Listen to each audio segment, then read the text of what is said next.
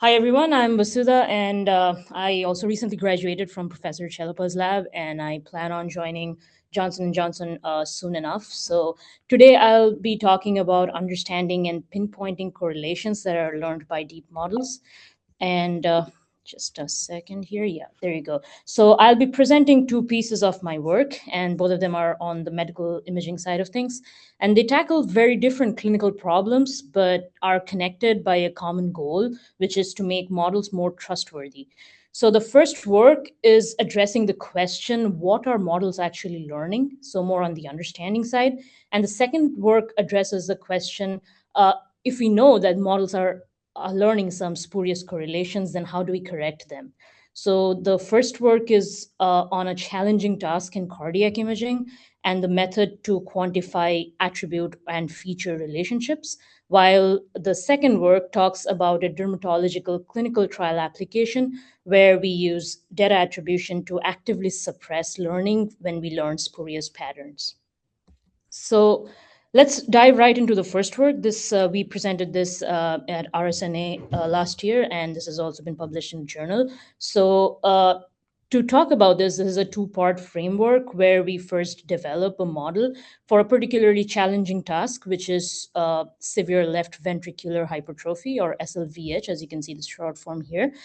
And we want to classify this disease from chest X-ray images, or CXRs.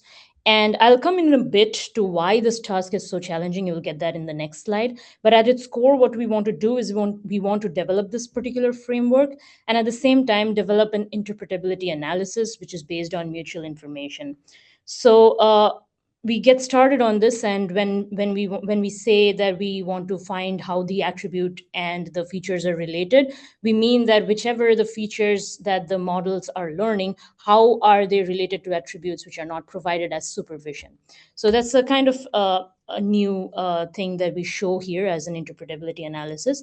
So before going into all of that, let us elaborate on why the task is so challenging. So as I said, SLVH is the disease of the heart, which essentially means thickening of the heart wall. And this is typically diagnosed through modalities like echocardiography or cardiac MR. And the reason is that, in these modalities, we can easily visualize the 3D heart and we can literally measure the wall thickness.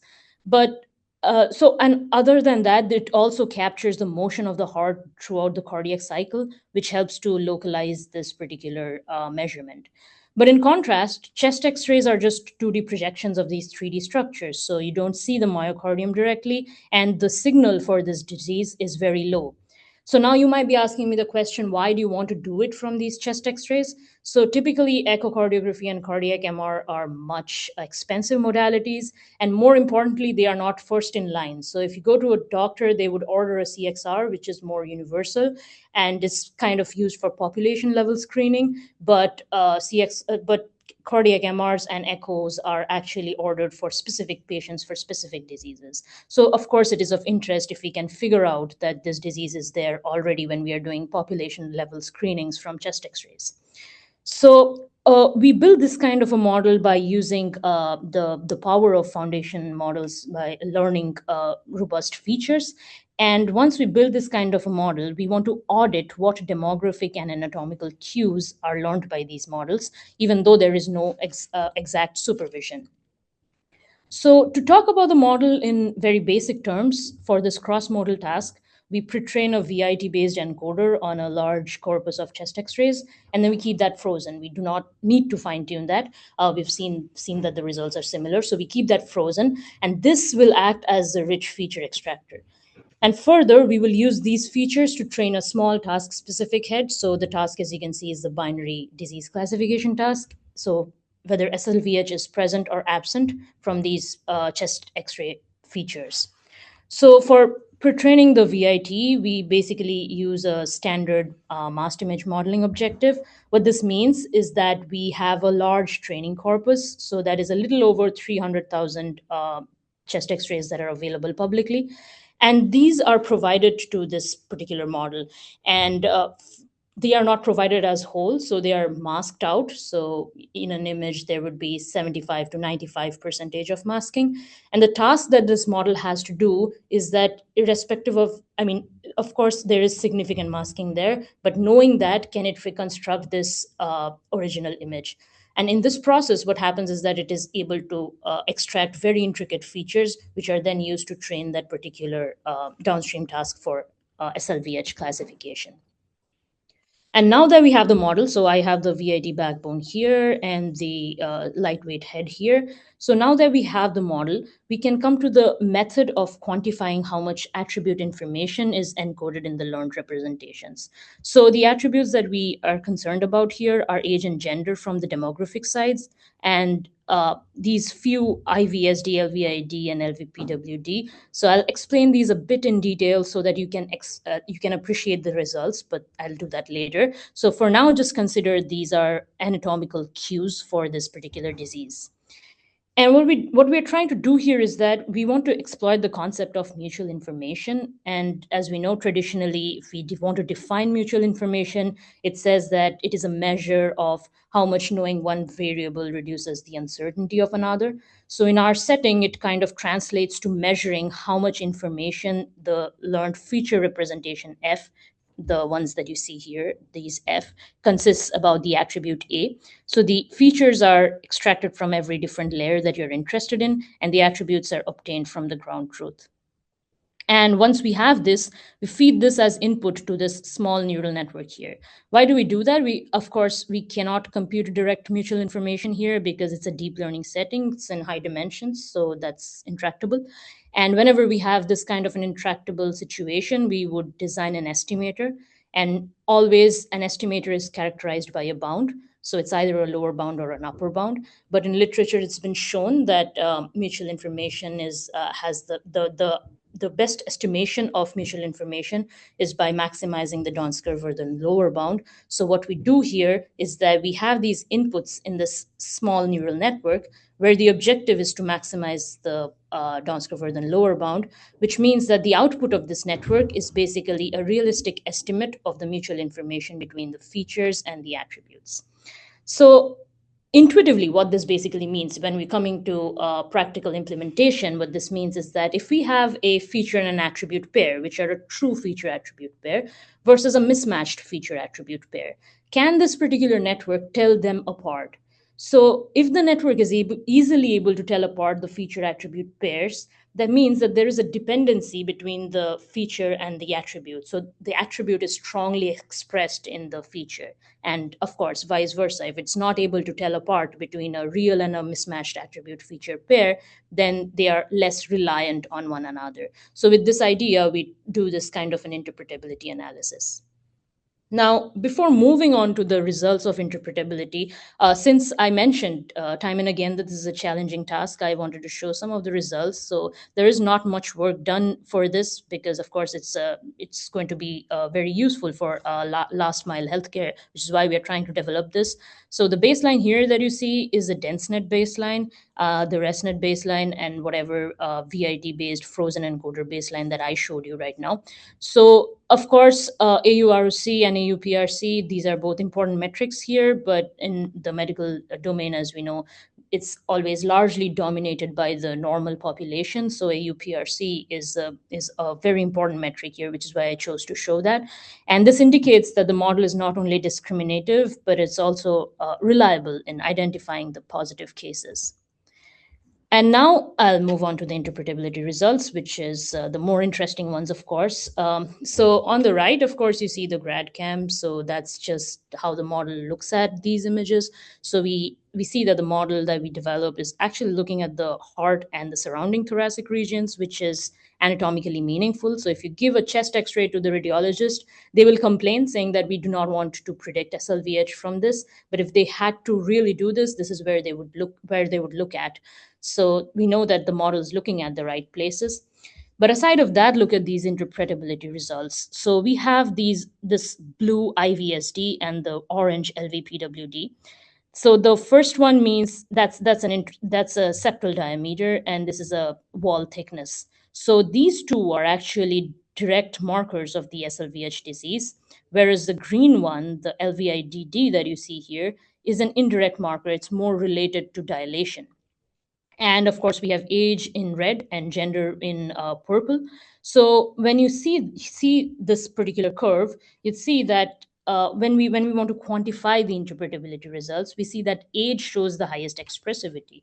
And this kind of indicates that the model strongly relies on age-related patterns while making predictions.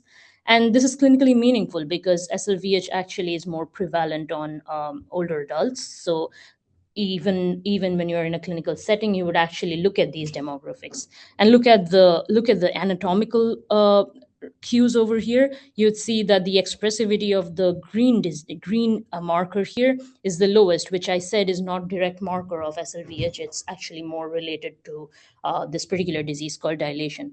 So we can here say that the model is actually learning to focus on the factors that are actually important for this particular SLVH disease. So yeah, of course, we were able to here develop this kind of a model, which is very important, especially for low middle income countries. And this is always a first step to further research. The most important thing here should be bias mitigation that we should consider right now.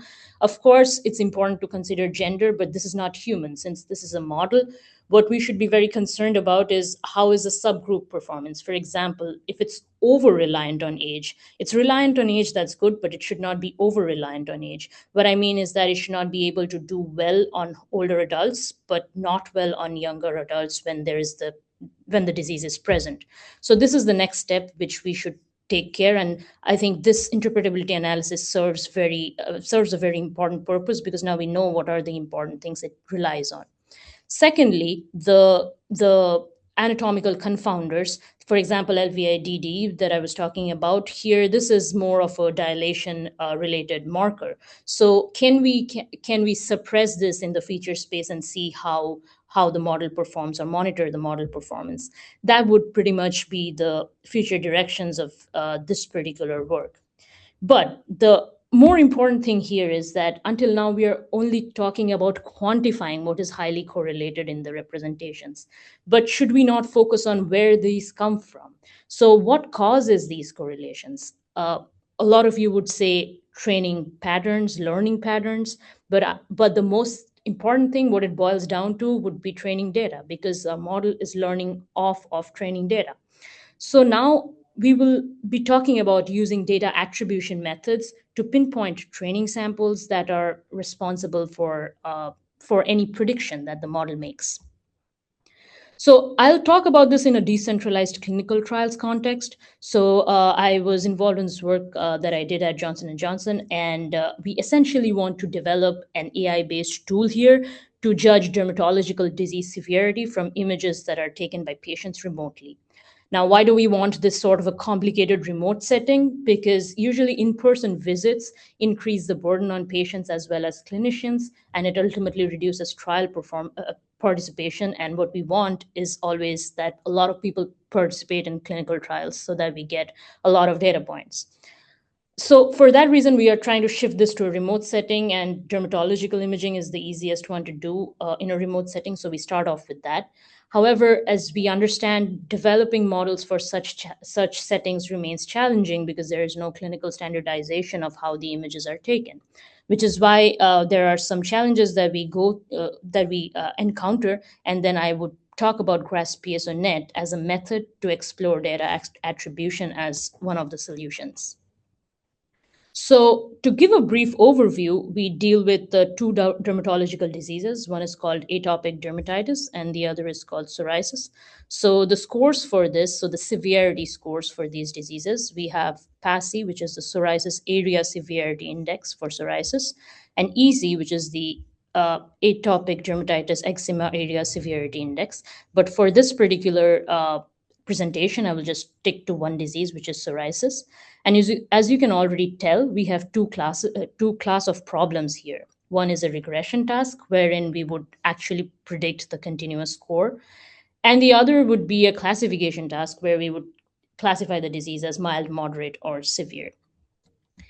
And before I move on to the data and how we actually deal with our challenges, I'll talk a little bit about the scoring because this is actually background for one of the challenges. So if a person has psoriasis and the person steps into the clinician's office, the way the scoring is done is that they would divide your body into four parts: the head and neck, the trunk, upper extremities, and lower extremities, and they would have a score associated with every region. So they have a severity score, an area score times the region score, which is zero point 0.1 for head and neck and zero point 0.3 for trunk, and so on. So how do you define the area score? You don't define it. The observer, the clinician defines it, right? So the clinician decides what they should assign from 0 to 6, seeing the disease spread in that particular region. Same with the severity score. They judge how red your skin is. So these are fancy medical terms for the redness, the scaling, and how much your skin is peeling off. So with that, they would assign a severity score, and overall, they would sum all of that and give you an overall PASI score. Now, for classification, we group them as mild from 0 to 5, moderate from 5 to 10, and anything greater than 10 as severe. So, why I chose to explain this to you is that I think you understand now that the score is totally dependent on the observer, which means there can be inter-observer variability if we are dealing with this as an annotation. So a little bit about the data set here. Why I mentioned this again is because, as you can see here in this chart, there are a few unique patients, a few unique visits, and then images. So when I say this, the term visits is probably a misnomer. So they are photography sessions. So per unique patient, you would have up to four photography sessions. And in each of these photography sessions, we can have up to 46 images, which means that it's like a bag of images, but the label is at a patient visit level. So what becomes of it is a multi-instance learning setup. So now our setup is a multi-instance learning setup. And of course, we divide it into train, validation, and testing by stratifying it on the basis of not just severity, but also skin tone so that we do not propagate too many biases. Now that you understand the setup, let me talk about the major challenges. So one is the inter-observer variability that I talked about. So that causes the annotation inconsistencies. And other than that, since there is a remote setting, we have variations in a lot of things like acquisition devices, illumination, and background, and so on. And that actually confuses a model because the model it's like I throw these whole images at you and you do not know what skin is, you do not know what psoriasis is, you do not know that it manifests on the skin. So then what you tend to do is you tend to pick up on shortcuts. So what is happening here is that the model, let's say for a severe disease, the background is always anomalous, then the model picks up on background signals. It's something like that. So it picks up on spurious correlations. So we attempt to solve this using the concept of influence. And what influence means in the traditional sense is basically how much the parameters change if a particular training point is upweighted or removed. And the first equation that you see here is basically the mathematical definition of influence. But as you can see, that this can get very hard to compute in deep learning settings because we'd have inverse Hessians and so on. So in our work, we do a first order approximation, which is basically a dot product of the gradients, or we measure how aligned the gradients are, and that's how we say that this particular image is influential for the particular prediction. So let's explain this visually. That just gets easier rather than just me talking about the math. So in a standard setup, what we have is an image encoder that you see here. So it's a multi-instance learning setup. So every one of these 46 images are passed through these encoders, and we have a d-dimensional output. And then we would concatenate that and pass it through standard attention pooling. What that means is that we want to assign importance weights to each of the images and produce a single aggregated representation. And now that particular representation can be used for a classification task.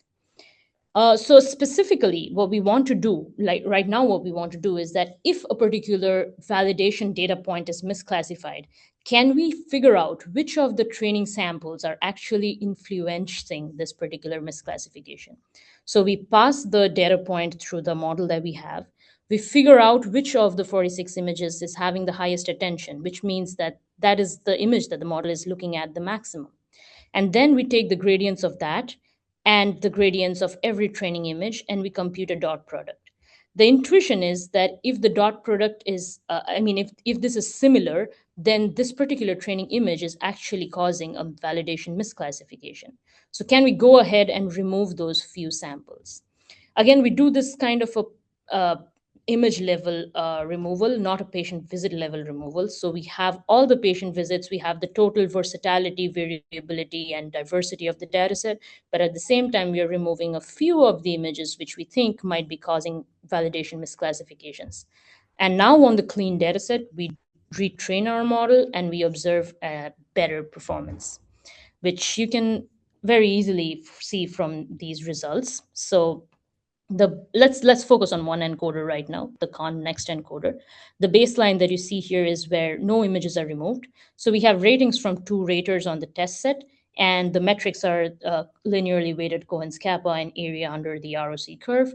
And we observe that there is a steady improvement when we start removing images. When I say top 100 removed, I mean top 100 per misclassified patient visit. So let's say we have 9 patient visits which are misclassified. There should be 900, but of course there are some overlaps in the images that are picked. So we have a 794 here. So we keep removing images like this.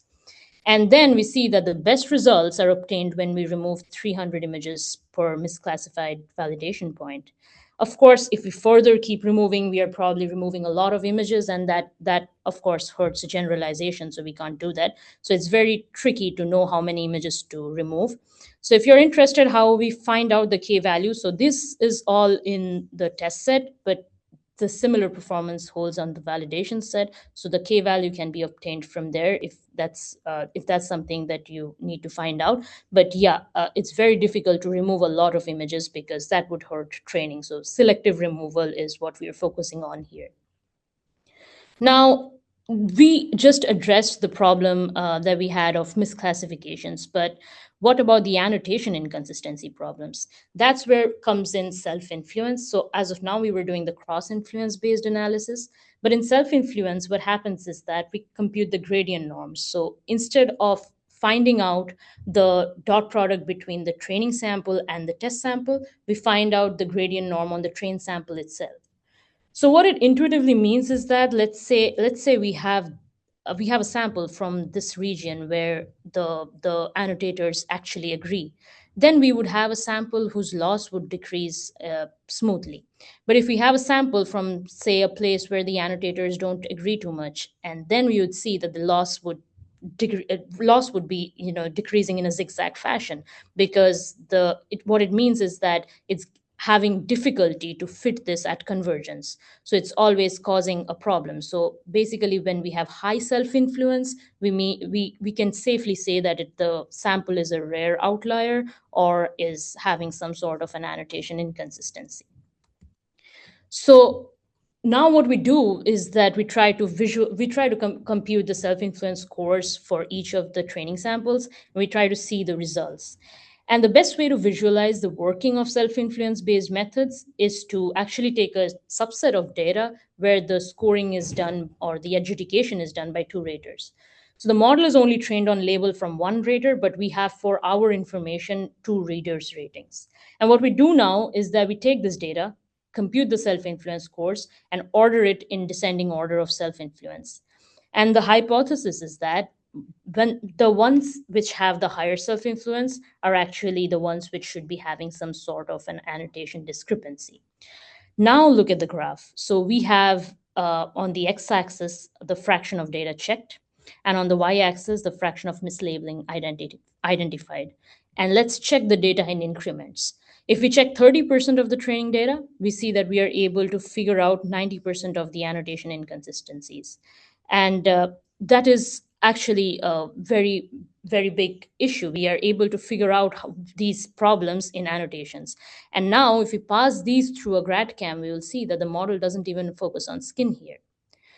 So yeah, that was pretty much the data attribution method that we proposed. So this helps us to increase the model robustness. And most importantly, this is saving us on cost and time, because instead of sending in the whole image for whole image set for re-annotation by the dermatologists. What we are trying to do here is that we are actually sending parts of the data set, and that they can get back to us faster, and at the same time they do not have to actually we do not have to pay them $850 an hour to do all of this.